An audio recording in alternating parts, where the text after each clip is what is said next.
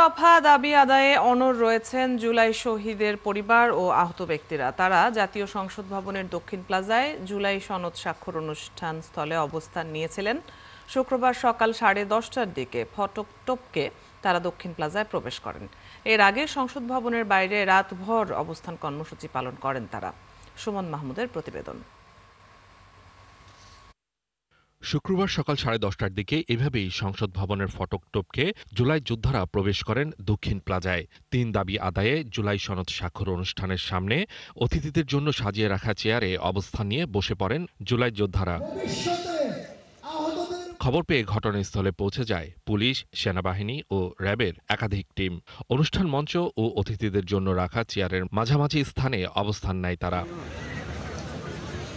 জুলাই যোদ্ধারা জানান, তাদের আত্মত্যাগের কারণে সফল হয় জুলাই অভ্যুত্থান।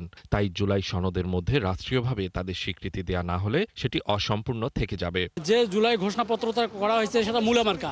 এটার মধ্যে আমাদের কোনো অধিকার নাই, আমাদের কোনো স্বীকৃতি নাই, ভবিষ্যতে আমরা কিভাবে থাকবো আমাদের নিশ্চয়তা নাই, কোনো কিছু এর মধ্যে নাই।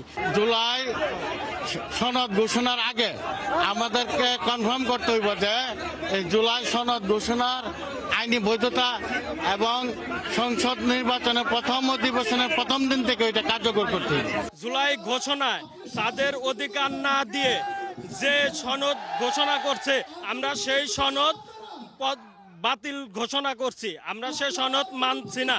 জুলাই সনদ রাষ্ট্রীয় স্বীকৃতি দিতে হবে এবং আইনের সংবিধানে সম্পৃক্ত করতে হবে। শহীদ পরিবার ও আহত যোদ্ধাদের ঐক্যবদ্ধ প্যানেল দাবি তুলেছে মৌলিক অধিকার সংরক্ষণ, রাষ্ট্রীয় স্বীকৃতি এবং দায়মুক্তি আইনের। আমাদের প্রতিশ্রুতি দেওয়া হয়েছে, আমাদের যে দাবি দুবাগুলো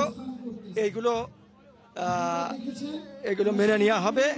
তারই পরিপ্রেক্ষিতে আমরা শান্তশিষ্টভাবে এখানে অবস্থান করতেছি। আমরা কোনো ঝামেলা করবো না, আমরা আমাদের কমিটমেন্ট রেখেছি। আমরা 10টার পরেও আরো 1 ঘন্টা সময় দিয়েছি যে আপনারা আবার দ্রুত আলোচনা করেন। ওনারা আমাদেরকে রেসপন্স করেন নাই। যাদের রক্ত দিয়ে লেখা হচ্ছে জুলাই ঘোষণাপত্র, জুলাই সনদ, তাদের কোনো ভ্যালু নাই। What is this?